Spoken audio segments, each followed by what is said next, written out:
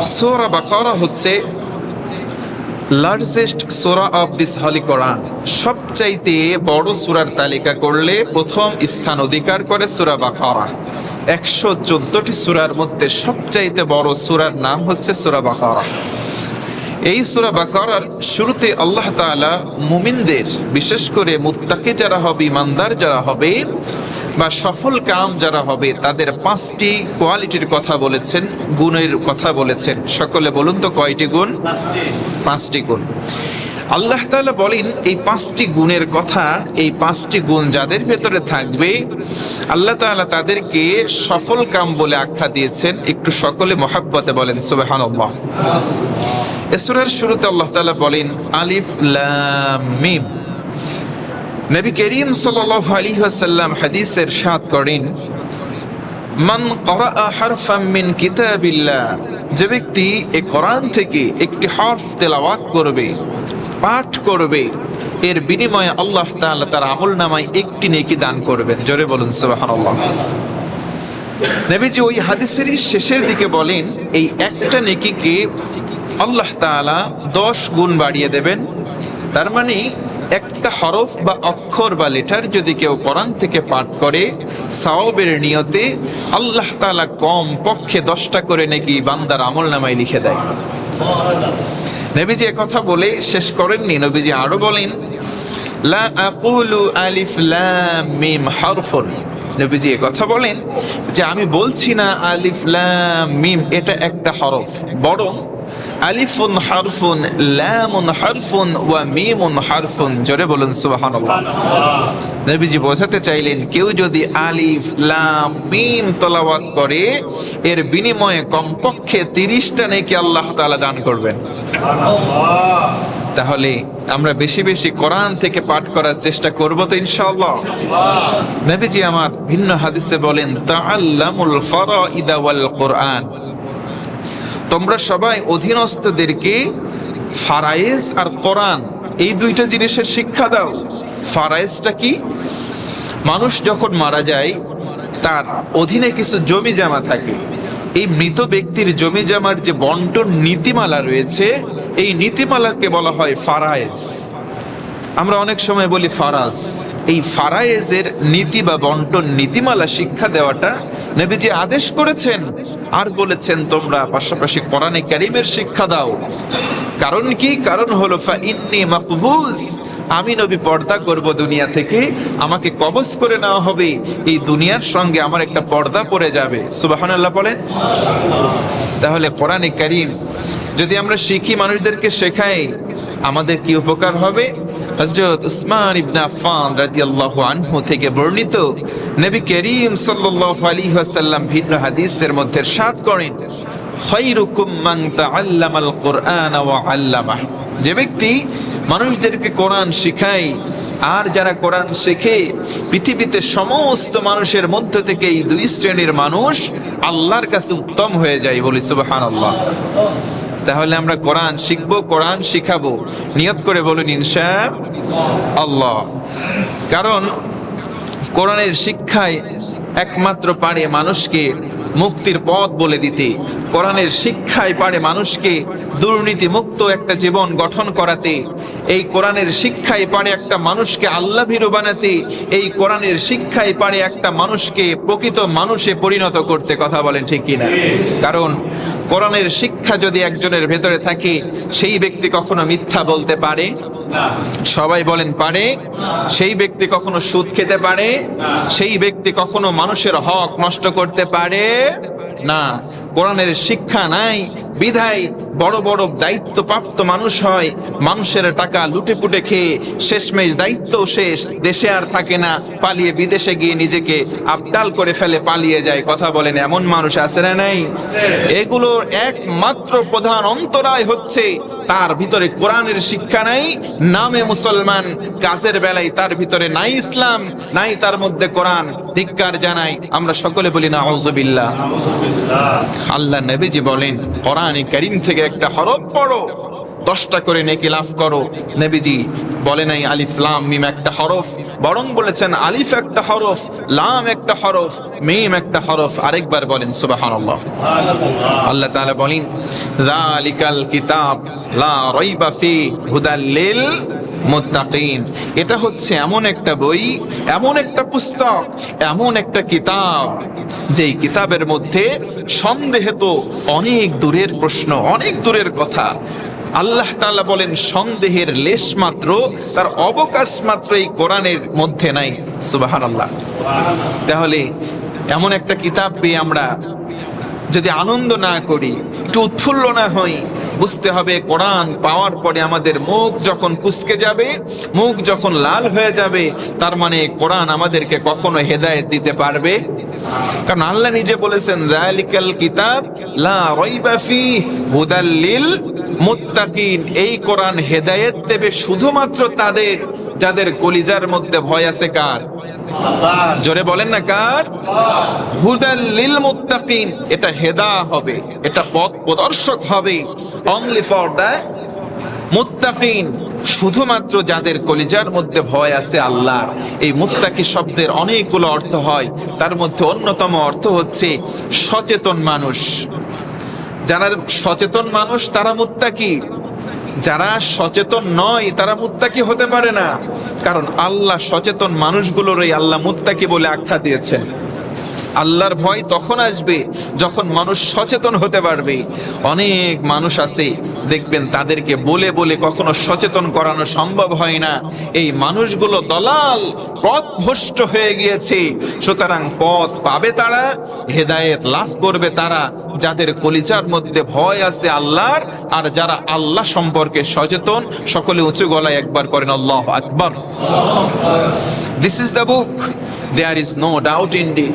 It's a divine book from Almighty Allah to His Messenger Muhammad sallallahu alayhi wasallam for the every mankind of the world. একটু জোরে বলেন না সুবহানাল্লাহ। এটা এই রকম বই যেটা পৃথিবীর প্রত্যেকটা মানুষের জন্যই উন্মুক্ত। হাযা বায়ানুল লিন্নাস। এটা প্রত্যেকটা মানুষের জন্যই আল্লাহ তাআলা বলেছেন বয়ান, উপদেশ। আল্লাহ বলে নাই হিন্দুর জন্য বা মুসলমানের জন্য, বলেছেন হাদা বায়ানুল লিন্নাস। গোটা পৃথিবীতে যত মানব মণ্ডলী আছে এই কোরআনের ওয়াজ প্রত্যেকের জন্য আমি আল্লাহ দিয়ে দিলাম। সুবহানাল্লাহ পড়ে। কোন হিন্দু, কোন খ্রিস্টান, কোন অন্য ধর্ম অবলম্বন করে সে যদি চিন্তা করে আমি কোরআন থেকে কোনো মেসেজ আমার জীবনে অ্যাপ্লাই করব, এ কোরআন সাক্ষ্য দেয় তার জীবনটা শাইনিং হয়ে যাবে, তার জীবনটা ব্রাইট থেকে ব্রাইটার হয়ে যাবে, আলোক উজ্জ্বল হয়ে যাবে। জোরে কোন সুবহানাল্লাহ। আজকে এ কোরআন গবেষণা করে করে অন্য ধর্মাবলম্বী যারা রয়েছে তারা অনেক কিছু আবিষ্কার করে ফেলতেছে। আর আমরা দুঃখ করে, আমাদের কবি কথা বলেছিল যে বিশ্ব যখন এগিয়ে চলেছে আমরা তখন পিছে নিকা তালাকের মাসলা খুঁজি, হাদিস কোরআন চুষে। এই কোরআন গবেষণা করে করে নাসার মতো সংস্থা, অন্যান্য সংস্থাগুলো এই কোরআন গবেষণা করে করে আমাদের জ্ঞানগুলো তারা গবেষণা করে করে পৃথিবীর আজকে উন্নতির চরম শিখরের দিকে তাদের নিজ নিজ দেশকে নিয়ে যাচ্ছে। আর আমরা পড়ে আছি এই কোরআন পাওয়ার পরেও নিকা তালাকের মাসলা খুঁজি। আমরা মাসলা খুঁজে এই হুজুরের পিছনে নামাজ হবে কি হবে না, অমুক মসজিদের সভাপতি হলে আমি নামাজ পড়বো, অমুক যদি হয় নামাজ পড়বো না, ও যদি এই মসজিদে নামাজ পড়ে আমি নামাজ পড়বো না। আমরা আছি এইগুলো ফিতনা নিয়ে। কথা বলেন ঠিক কিনা? পৃথিবী আজকে কোরআন গবেষণা করে করে উন্নতির চরম শিখরে চলে যাচ্ছে, পৌঁছে যাচ্ছে দিন দিন। আর আজকে আমরা এই কোরআন হাতে পেয়েছি, আমরা কোরআন গবেষণা করা বাদ দিয়ে এই কোরআন নিয়ে আজকে আমরা মতামত, আমরা দলাদলি ভাগাভাগি করে ফেলছি। আল্লাহ হেফাজত করে, পড়ে না আমিন। আল্লাহ বলেন 5টা কোয়ালিটি যদি তুমি তোমার মধ্যে আনতে পারো, আল্লাহ নিজে ঘোষণা দিলেন তারাই হচ্ছে চূড়ান্ত সফল কাম, তারাই হচ্ছে পাশ করা লোক, তারাই হচ্ছে আল্লাহর কাছে সাকসেস। আরেকবার বলেন সুবহানাল্লাহ। আল্লাহ বলেন 1 নম্বর গুণ হলো আল্লাযীনা, নিশ্চয়ই তারা। আল্লাযী শব্দটি ইসমে মাউসুলা। আল্লাযী মানে যারা, হতে পারে তারা। এখন প্রশ্ন করতে পারেন কারা?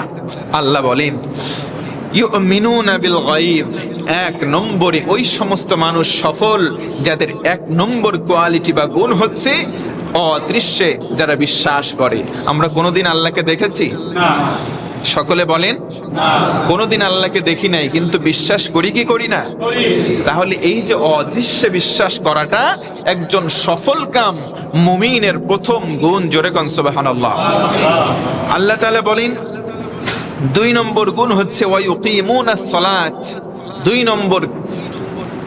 নম্বর গুণ বা কোয়ালিটি হচ্ছে একজন সফলকাম মানুষ, সে 2 নম্বর গুণাবলী, 2 নম্বর গুণ হচ্ছে সব সময় নামাজ কায়েম করবে। কি কায়েম করবে?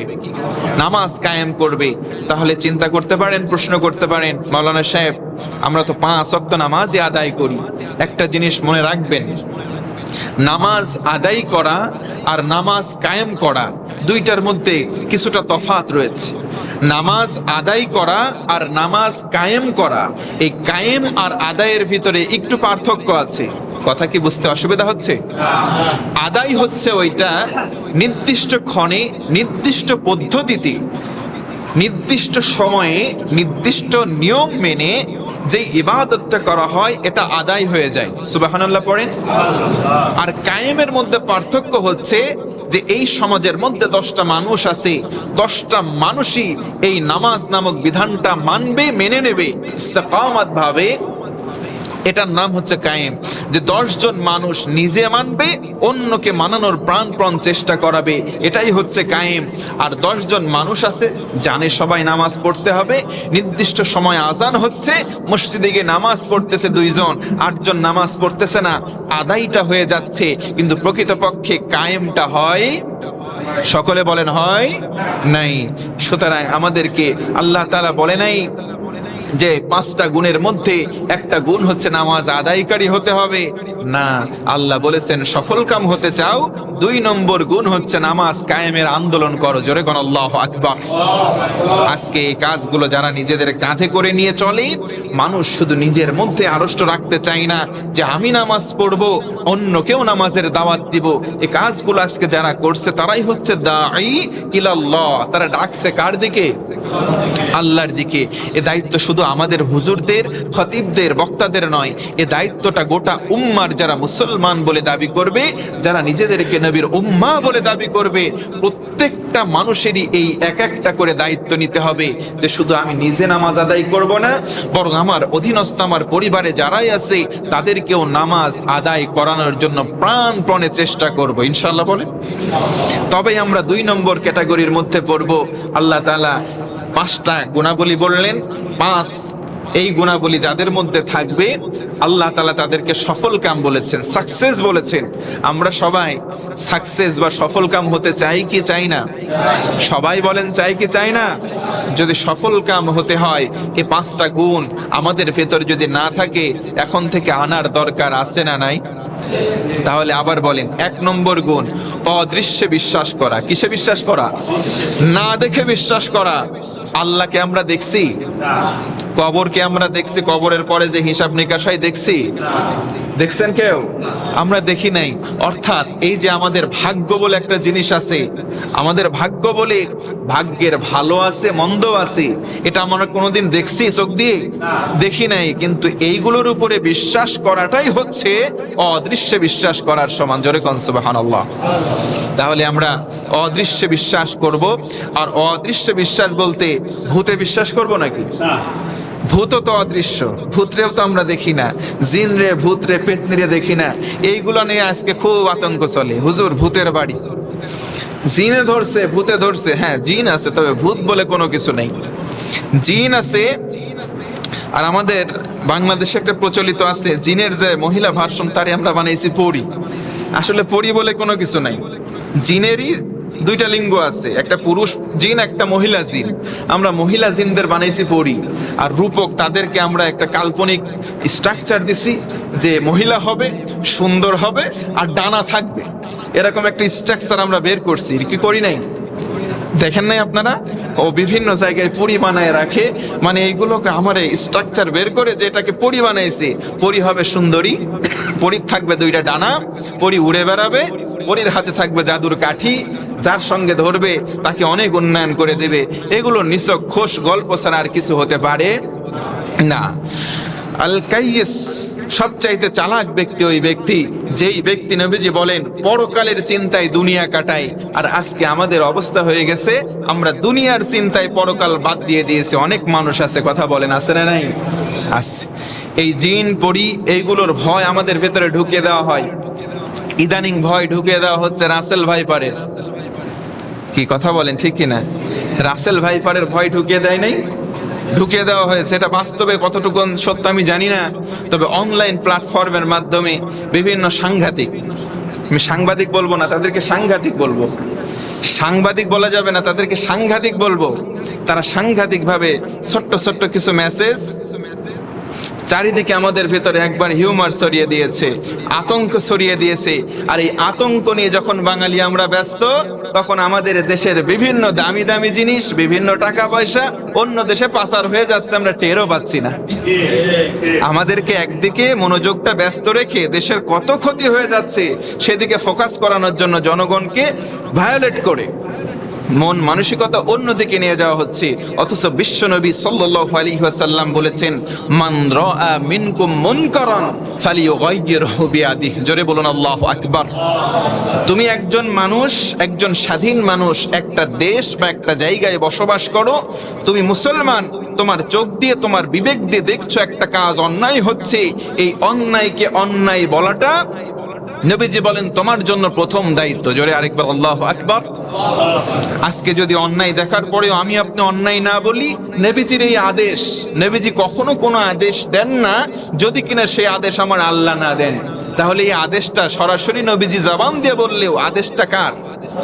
আল্লাহ পাকের আদেশ। সুতরাং অন্যায় দেখলে অন্যায়কে অন্যায় বলা লাগবে। কুল্লুকুম রাঈন ওয়া কুল্লুকুম মাসউলুন আন রাইয়াতিহি।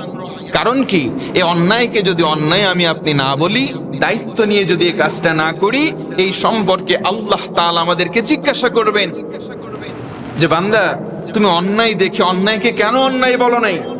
তুমি অন্যায় দেখে কেন অন্যায়কে অন্যায় বলো নাই? এটাই আমার আপনার অপরাধ। নবীজি অন্য হাদিসে বলেন, আয়েশা রাদিয়াল্লাহু আনহা কি, মান নুকিশা উযিবা ওয়া ফি রাওয়ায়াতিন মান নুকিশা হালাক। তোমাকে যদি কোনো বিষয়ে জিজ্ঞাসা করা হয়, তুমি যদি উত্তর প্রপার অ্যান্সার করতে না পারো, ব্যর্থ হও, তবে সঙ্গে সঙ্গে তোমাকে আযাবের মধ্যে গ্রেফতার করা হবে, মানে তোমাকে জাহান্নামী বানানো হবে। নাউজুবিল্লাহ পড়েন। অতএব অন্যায়কে অন্যায় বলা শিখুন।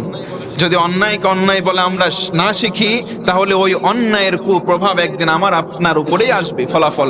আমি আপনি তখন ওই জোর করে ঠেলা দিয়ে ওই প্রভাবকে বা ফলাফলকে দূরে ঠেলে দিতে পারবো না। এজন্য যে যে স্থানে আছেন, এখান থেকে অন্তত পক্ষে মেনে নেওয়া, পরিবর্তন করতে পারে, এটা পরের বিষয়। শুরুতে নবীজির হাদিসটা মানুন, অন্যায়কে অন্যায় বলা শিখুন। ইনশাআল্লাহ পড়েন, একটু হিম্মত নিয়ে বলেন ইনশাআল্লাহ। যালিকাল কিতাব লা রাইবা ফি হুদাল লিল মুত্তাকিন। আল্লাহ তাআলা এর পরেই বক্তব্য একটু ঘুরিয়ে দিলেন। আল্লাহ তাআলা বলেন, আল্লাযীনা ইউসিদে ফজরের সময় কতজন বা কয় কাতার লোক হয়েছিল মুসল্লি? আমি গুনে গুনে দেখলাম 3 কাতার পার হয় না। কি কথা সত্য না মিথ্যা? কথা নাই। কয় কাতার? 1 কাতার বাদের কাতার, সর্বোচ্চ ধরলাম 2 কাতার। চিন্তা করেন, আজকে ফিলিস্তিনের, গতকালকে গাজার একটা খুতবা দেখলাম। এটা সিনেমার কোনো দৃশ্য বা ভিডিও নয়। পেটের মধ্যে পাথর বাজছে, ইমাম সাহেবের গায়ে সেরকম কোনো পোশাক নাই। ওই যে আপনারা দেখেন না, অনেক আফ্রিকান, চেহারা অত ভালো না, চুলগুলো এলোমেলো, এরকম একজন গাজার ইমাম সাহেব, খতিব সাহেব খুতবা দিচ্ছেন, পেটের মধ্যে তার পাথর বাঁধা। সে খুতবার মধ্যে বলতেছে যে পৃথিবীর অন্য সব মুসলমান ভাইয়েরা তোমরা কোথায়? তোমরা না আমাদের ভাই, তোমরা না আমাদের ভাই। এই যে নামাজ কায়েম করব, নামাজের জন্য তো শক্তির প্রয়োজন, আর এই শক্তির জন্য প্রয়োজন আমাদের খাদ্য, খাবার। আজকে আমাদের কাছে খাবার নাই, তোমরা না ভাই বলে দাবি করো, তো আমাদেরকে একটু খাবার দিয়ে সহায়তা করার দায়িত্ব কি তোমাদের নাই? আমিও প্রশ্ন করছি, আমাদের কি দায়িত্ব নাই?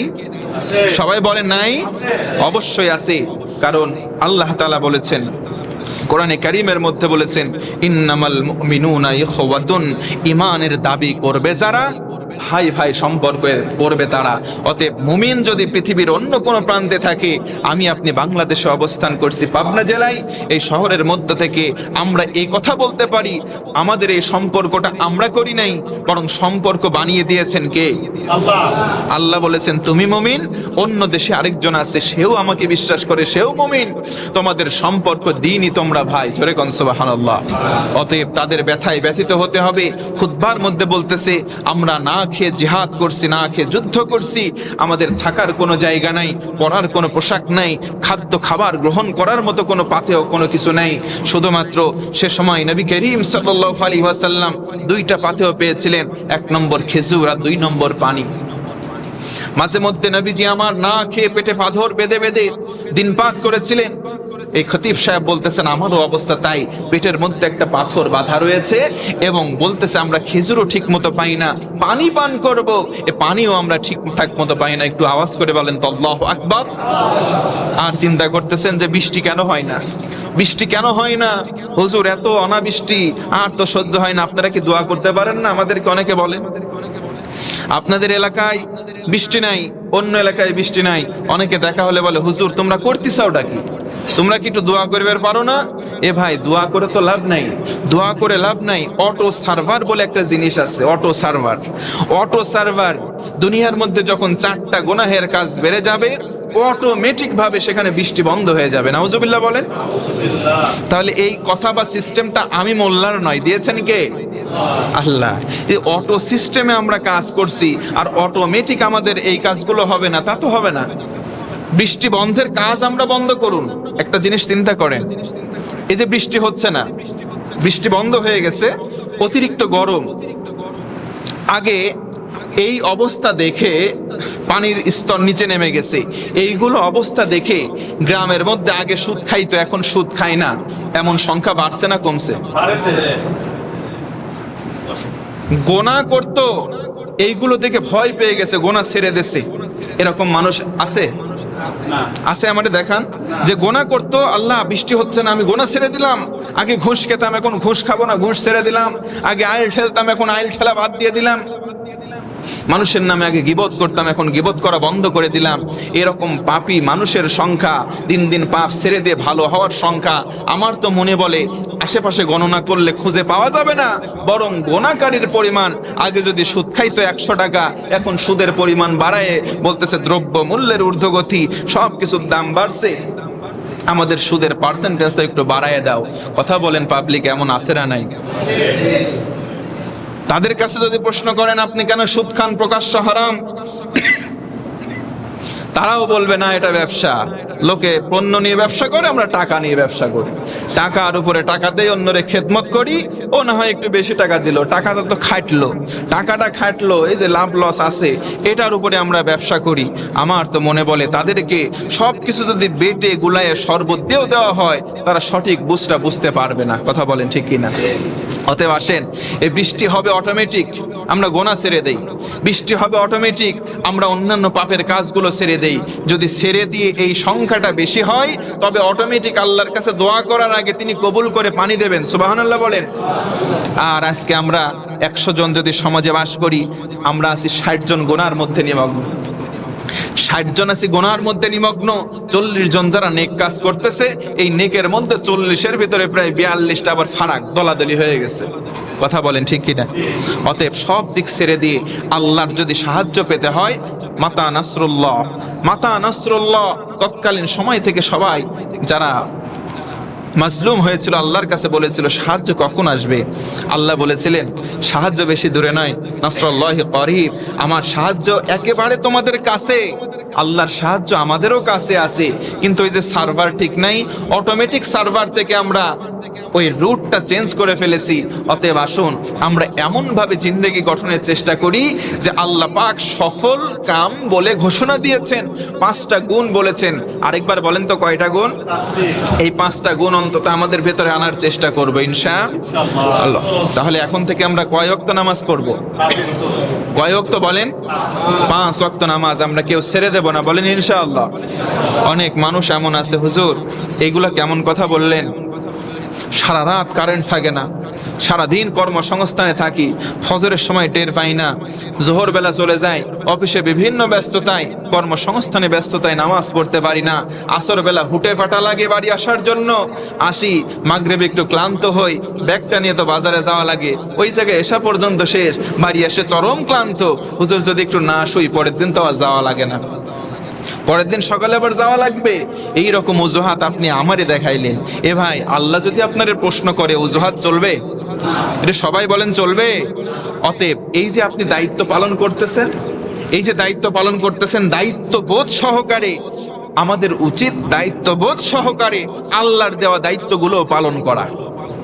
আল্লাহ তাআলা বলেন, আল্লাযীনা ইউমিনুনা, যারা বিশ্বাস স্থাপন করবে, বিমা উনজিলা ইলাইক, বিমা উনজিলা ইলাইক, হে রাসূল। 3 নম্বর গুণ, 1 নম্বর গুণ বলেছিলাম অদৃশ্য বিশ্বাস করতে হবে, 2 নম্বর বলেছি নামাজ কায়েম করতে হবে, 3 নম্বর হে রাসূল আপনার প্রতি যেটা নাজিল করেছি, আপনার পূর্বে যেগুলো নাজিল করেছি সেগুলোর প্রতি যারা ঈমান আনবে তারাও সফল কাম। জোরে কোন সুবহানাল্লাহ। নবীর উপরে নাজিল হয়েছে কোরআন, সবাই বলেন নবীর উপর নাজিল হয়েছে কি? কোরআন। আর নবীর আগে যে সমস্ত কিতাবগুলো নাজিল হয়েছে তার মধ্যে অন্যতম আরো 3টা কিতাব আছে, তাওরাত, জাবুর, ইনজিল। আর অসংখ্য সহিফা আছে যেগুলোর নাম করা হয়নি। বিভিন্ন নবীর সময় সহিফা, ছোট ছোট আকারের অনেক কিতাব বা বই বা লেখনী, তাদের উপরে স্থানকাল পাত্রভেদে মুক্তদায়ে হাল, অবস্থার চাহিদা অনুযায়ী নবীদের উপরে আল্লাহ তাআলা নাজিল করেছিলেন।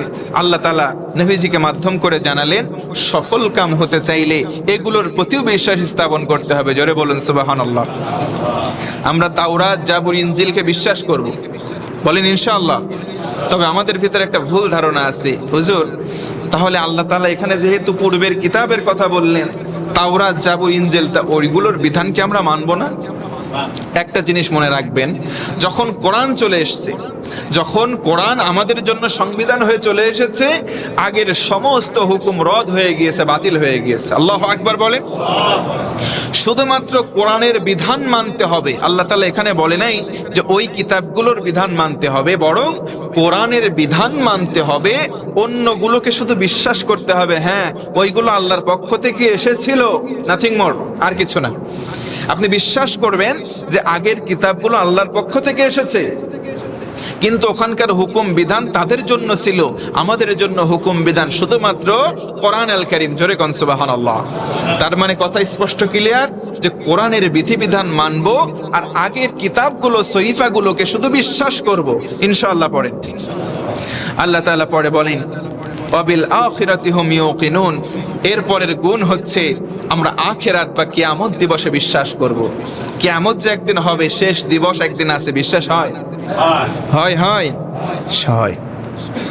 যদি আপনি বিশ্বাস না করেন তাহলে আপনি মুমিন না। আর যদি বিশ্বাস থাকে তাহলে সেই ব্যক্তি যদি প্রকৃত বিশ্বাসী হয়, সে কখনো অন্যায় করতে পারে না। আপনি চিন্তা করেন, গতদিন জুমার নামাজে আমি আসছি, আমার ফোনটা সাইলেন্ট থাকে। আজকেও ভাই কল দিয়েছে কয়েকবার, আমি ধরতে পারিনি, সাইলেন্ট থাকে। মসজিদে যখন ঢুকে সাইলেন্ট। গতদিনে আজান হয়েছে, আজানের পর আমি তো ফোনটা দেখি না সাধারণত, সামনে থাকলে কল দেখতে পাবো, তারা দেখি না, পকেটে ছিল। অনেকবার কল এসেছে বাড়ি থেকে, আমি তো বুঝতে পারি নাই। নামাজ শেষ করে এখান থেকে মুসল্লা থেকে আমি শেষে কল দিলাম, তখন বলতেছে আমার এক ফুফাতো দুলা ভাই ইন্তেকাল করেছেন, ইন্না লিল্লাহি ওয়া ইন্না ইলাইহি রাজিউন। আমার মনটা খারাপ হয়ে গেল, কারণ আগের দিন না, মানে শুক্রবার ছিল, বুধবারের দিনে আমাদের আওতাপাড়ার হাট থাকে, হাটে তার সঙ্গে প্রায় অনেকক্ষণ আলাপচারিতা হলো, অনেকক্ষণ কথা হলো। বললাম ঈদে তো আসলেন না, এবার আসেন। সেই দুলাভাইটা বার্ধক্যে উপনীত হয়েছিল, আমাদের ওই বংশের সবচাইতে বড় দুলাভাই। দুলাভাই বোঝেন তো?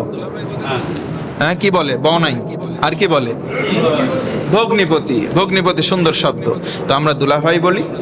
তো দুলাভাই বার্ধক্যে উপনীত হওয়ার কারণে আমি জিজ্ঞেস করলাম সালাম দিয়ে, দুলাভাই কেমন আছেন?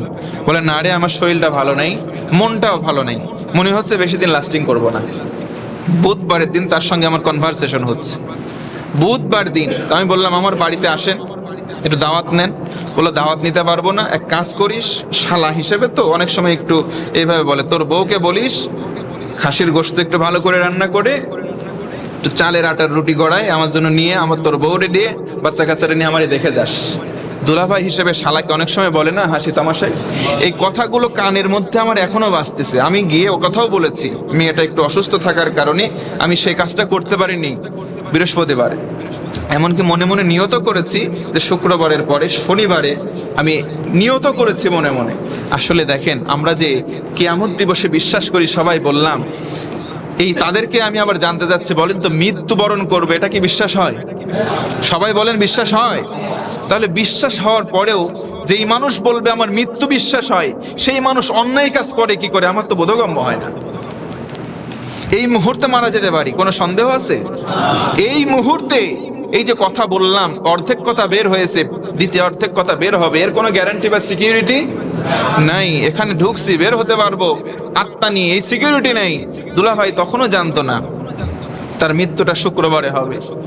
আমাকে কত রকম ভাবে আর কি করে তামাশা করে বললাম যে ভাই আমি তো একটু হাটের মধ্যে যাব, একটু বাজারঘাট করে কাঁচা বাজার আমি বের হব। প্রতিদিনই তার সঙ্গে প্রায় দেখা হতো, বাজারের উপর আসলেই এলাকার সব মানুষও তাকে মহাব্বত করত। একজন নীতি নিষ্ঠাবান একজন মানুষের তালিকার মধ্যে তিনি পড়ে। আল্লাহ পাক যেন তার গুনাহগুলোকে মাফ করে দিয়ে তার কবরটাকে জান্নাতের টুকরা বানায়, পড়ে না আমিন। আমি এখান থেকে গিয়ে সরাসরি তার বাসায় গেলাম। যাওয়ার পরে সেখান থেকে বাড়িতে আসলাম। দুইটা ভাই ছিল ঢাকাতে, ইনস্ট্যান্ট তাদেরকে খবর দেওয়া হলো, আসলো। মাগরিব বা জানাজা হলো, আমি নিজে কবরে নেমেছিলাম। আমি চিন্তা করলাম, বিশ্বাস হচ্ছিল না যে এই মানুষটার সঙ্গে বুধবারে কথা বললাম কতক্ষণ, আর এই মুহূর্তে আমি কবরে নামিয়ে দিলাম। আহারে, এই কবরটা অনুধাবন করলাম, এই কবরটাই লাশটা দুলাভাই নয়, আমি নিজে। একটু চিন্তা করলাম 2 মিনিট দাঁড়িয়ে, আরে আমি নিজে। 3 জন কবরে নামে সাধারণত, আমি নামলাম, 2 জন উঠে গেল, আমি সর্বশেষ ব্যক্তি যে উঠলাম।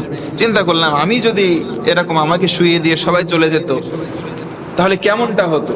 এজন্য আমি ওখান থেকে বের হয়ে এসে সবার উদ্দেশ্যে বললাম যে মাঝে মধ্যে কবরে নামবেন। সবাইকে বললাম যে মাঝে মধ্যে কবরে নামবেন, অন্তত পক্ষে যে যখন আপনি কবরে নামবেন তারপরে ওঠার পর থেকে অন্তত 10 থেকে 12 দিন আপনার মনটা পরিবর্তন হবে না, মনটা ভালো থাকবে, স্বাভাবিক থাকবে। কথা বলেন ঠিক কিনা? এজন্য আপনার আমার উচিত হবে বেশি বেশি মানুষ যদি মারা যায় কাছাকাছি যাবেন, লাশটা একটু দেখবেন, একটু হৃদয়ঙ্গম করবেন।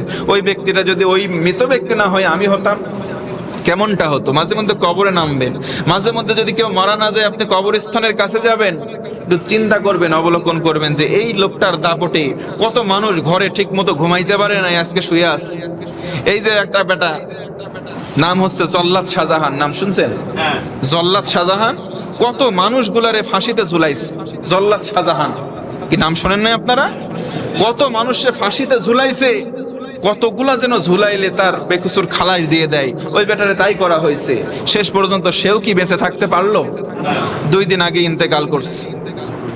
কিন্তু আল্লাহ পাক যার হেদায়েত দেবে তার হেদায়েতের রাস্তা সহজ হয়। বেটার কপালে কি আছে আমি জানি না, শেষ তার লাইফ স্টাইলগুলো যারা দেখেছেন অনলাইন প্ল্যাটফর্মে, যে এর মতো ধিকৃত, এর মতো খারাপ আর অশ্লীল মানুষ বোধহয় আশেপাশে ওই মুরব্বী বয়সে আর 2-1টা নাই। কথা বলেন ঠিক কিনা?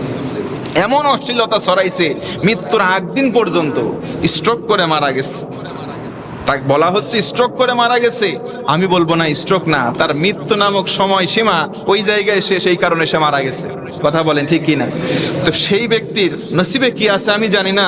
আল্লাহর কাছে মুসলমান হিসেবে দোয়া করে, আল্লাহ তার যা যা যেরকম হওয়ার দরকার তুমি সেই রকমই দিও। কোন আমিন? জোরে পড়েন না আল্লাহুম্মা আমিন। তার পুরস্কার যেই রকম হওয়ার দরকার আল্লাহ তুমি সেই রকমই দিও। একটু জোরে কর না আমিন। পৃথিবীতে আমরাও সবার জন্য দোয়া করব। আমার অনেক সময় জানা যায় অনেকে ডাকে না, যে ব্যক্তি বেনামাজি আমি তো তার নামাজ পড়াবো অন্য স্টাইলে। সারা জীবন ও মিছিল করছে হুজুরদের বিরুদ্ধে, কোরআনের বিরুদ্ধে, আলেম ওলামাদের বিরুদ্ধে, তার জানাজার নামাজে কি কিসের দোয়া? সে তো সারা জীবন আমাদের বিরুদ্ধাচারণ করছে, তার জন্য কি সলাতুল জানাজা হচ্ছে একটা দোয়ার অনুষ্ঠান, মাইয়াতের জন্য দোয়া করা। তো দোয়া তো আসে ভাই দিল থেকে, অন্তর থেকে, নাকি অন্য কিছু থেকে? দোয়া আসে মানুষের কোথা থেকে? অন্তর থেকে। তো অন্তর থেকে যার প্রতি ঘৃণা, তার জন্য আল্লাহু আকবার বলে নামাজে দাঁড়িয়ে দোয়া আসবে? সবাই বলেন আসবে?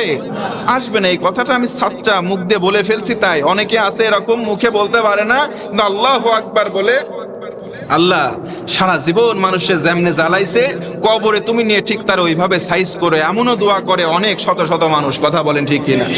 এজন্য একটু মৃত্যুর আগে সাবধান, ভালো ভালো কাজ করে মৃত্যুবরণের চেষ্টা করবে ইনশাআল্লাহ। বলেন আল্লাহ তাআলা বলেন 5টা কোয়ালিটি। 1 নম্বর অদৃশ্যে বিশ্বাস করো, 2 নম্বর নামাজ কায়েম করো, 3 নম্বর আল্লাহ তাআলা বলেন যে কোরআনের প্রতি এবং অন্যান্য যে কিতাবগুলো ছিল তার প্রতি বিশ্বাস স্থাপন করো। 4 নম্বর পরকাল দিবসের প্রতি তোমরা বিশ্বাস করো। আল্লাহ তাআলা বলেন শুধু তাই নয়, ওয়াল্লাযীনা ইউমিনুনা বিমা উনজিলা ইলাইকা ওয়া মা উনজিলা মিন ক্বাবলিক ওয়া বিল আখিরাতি হুম ইউকিনুন উলাইকা আলা হুদাম মির রাব্বিহিম ওয়া উলাইকা হুমুল মুফলিহুন। এই কাজগুলো করবে যারা, এই বিশ্বাস স্থাপনগুলো করবে যারা, আল্লাহ তাআলা বলেন এদেরকে আমি আল্লাহ সফল কাম বলে ঘোষণা দিলাম। একটু জোরে সোরে বলুন সুবহানাল্লাহ, আর একটু আওয়াজ করে বলেন আল্লাহু আকবার। তাহলে আমরা পরবর্তী আয়াত থেকে আগামী দিনে শুরু করব। আজকের বিষয় ছিল অন্যরকম, একটি হাদিস বলে শেষ করব। আল্লাহ নবী সাল্লাল্লাহু আলাইহি ওয়াসাল্লাম বলেন, যে ব্যক্তি, আমার দিকে তাকান, মান কাফফা গাযাবাহু, একটি হাদিস বলে আজকের আলোচনা শেষ হবে। মান কাফফা গাযাবাহু, যে ব্যক্তি নিজের রাগকে কন্ট্রোল করতে পারে। আমাদের রাগ সবার কম আর বেশি, আছে না নাই? একটু আওয়াজ দেন, আছে না নাই? আল্লাহ রসুল বলেন যে ব্যক্তি নিজের রাগকে সংবরণ করতে পারলো, কন্ট্রোল করতে পারলো, সাতারাল্লাহু আওরাতাহু, আল্লাহ তাআলা নিজের কুদরত দিয়ে ওই ব্যক্তির সমস্ত গুনাহগুলোকে গোপন করে দেবেন। তাহলে আজকে আমাদের রাগ সবার মধ্যে কম বেশি আছে, আমরা রাগকে দমন করার চেষ্টা করব তো ইনশাআল্লাহ। ওয়ামান কাযামা গায়যাহু ওয়ালাউ শাআ আইয়ুমদিয়া, আল্লাহ রসুল সাল্লাল্লাহু আলাইহি ওয়াসাল্লাম বলেন যে ব্যক্তি রাগে রাগান্বিত হয়ে এই রাগটা কার্যকর করার, রাগ খাটানোর জায়গা পেয়েছে, পরিবেশ পেয়েছে, সব কিছু পাওয়ার পরেও আল্লাহ রসুল বলেন সেই ব্যক্তি যদি ওই সময় আল্লাহর দিকে তাকিয়ে ওই ব্যক্তিরা মাফ করে দেয়। মনে করেন একজন অন্যায় করছে, আপনি সুযোগ পাইছেন, সব কিছু আপনার পক্ষে, আপনি এখন শাস্তি দিলেও দিতে পারেন, কেউ বাধা দেওয়ার নাই। এমত অবস্থায় নবীজি বলেন সে ব্যক্তি যদি নিজেকে সংবরণ করে, আল্লাহ তাআলা কিয়ামতের দিন আল্লাহর মহিমায় তার অন্তরের মধ্যে মহাব্বত, ভালোবাসা এবং সন্তুষ্টি ঢেলে দিবেন। জোরে কোন সুবহানাল্লাহ। তার মানে আমি আরেকবার রিপিট করি, যেই ব্যক্তি একজন মানুষকে শাস্তি দেওয়ার জন্য পারফেক্ট পরিবেশ পেয়ে গেছে এবং সে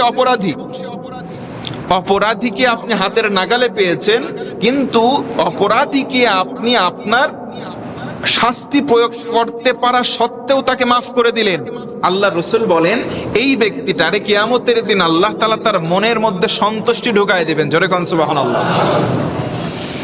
শুধু তাই নয়, নবীজি আরো বলেন যে ব্যক্তি তার কোনো ভাইয়ের সাথে তার প্রয়োজন মিটিয়ে দেবে। একজন ব্যক্তি একজন হাজতে পড়েছে, একজনের কিছু প্রয়োজন, নবীজি বলেন আরেকজন ভাই যদি তার প্রয়োজনটা মিটিয়ে দেয়, কিয়ামতের দিন পুলসিরাতের উপরে সকলে যেখানে পা পিছলে পিছলে পড়ে যাবে, আল্লাহ তাআলা ওই ব্যক্তি, যেই ব্যক্তি অপর ভাইকে সাহায্য করলো, তার পাটাকে সেখানে স্থির করে রাখবেন। জোরে কোন সুবহানাল্লাহ। একজন ভাই হয়ে অন্য ভাইকে উপকার করার দরকার আছে না নাই? আজকে আমরা তো উপকার করা তো বদলে আরো এমন করে ধাক্কা দেই যে কেমন করে নিচে পড়ে যায়, আর যাতে আমার সমকক্ষ আমার উপরে না যেতে পারে। আল্লাহ সহি সমঝ দান করো, পড়ে না আমিন। নবীজি বলেন সিরকা বা ভিনেগার যেমন মধুকে নষ্ট করে দেয়, মধুর মধ্যে ভিনেগার ঢেলে দিলে ওই মধুটা আর ভালো থাকে না, নষ্ট হয়ে যায়। রাসূল আমার বলেন তেমনি ভাবে অভদ্র আচরণ, অসৌজন্যমূলক আচরণ মানুষের নেক কর্মগুলোকে নষ্ট করে দেয়। নাউজুবিল্লাহ বলেন। আজকে আমাদের সমাজে অভদ্র মানুষ আছে না নাই? অভদ্র মানুষ, যাদের মধ্যে ভদ্রতা নাই, শিষ্টাচার নাই, এদেরকে অভদ্র বলা হয়েছে। অভদ্র মানুষের এই অভদ্র আচরণ তার জীবনের সকল নেক আমলকে নষ্ট করে দেয়। আরেকবার বলুন নাউজুবিল্লাহ। এজন্য আমাদের উচিত কি হবে? আমাদের উচিত হবে রাগকে কন্ট্রোল করা, অন্যকে, অপরাধীকে সুযোগ পাওয়া সত্ত্বেও আমি আপনি মাফ করে দেব, এমনকি 3 নম্বর, একজন ভাই একটা প্রয়োজনে পড়েছে, আমি আপনার নিজস্ব অবস্থান থেকে তার দিকে আগাবো এবং তাকে যথাসাধ্য পরিমাণ সাহায্য করব। আর সর্বশেষ 4 নম্বর হলো অসৌজন্যমূলক বা অভদ্র আচরণ কারোর সঙ্গে করব না, ইনশাআল্লাহ পড়েন। যতটুকুন বললাম শুনলাম, আল্লাহ তাআলা যেন সঠিক কথাগুলো আমলে বাস্তবায়নের তৌফিক দেয়, আমিন। বারাকাল্লাহু লানা। আওয়াজ আসা লাগবে তো না, মানে ওই আমাদের কানে আওয়াজ না আসলে কোনো কথা বলতে অসুবিধা হয়। যেটা শুরুতে বলছিলাম, এই বক্সটা ওই কোনায় দিলে আমাদের কানে আওয়াজ আসলে যতই জোরে বলি, না শুনলে মনে হয় যে লোকে শুনতে পাচ্ছে না। মানে বক্তার কানে আওয়াজ আসতে হবে, বক্তার কানে আওয়াজ আসতে হবে। হ্যাঁ হ্যাঁ, আসলে মানে হ্যাঁ, এই দিক মুখে মানে আওয়াজটা ওখানে দিলেও হবে বলে,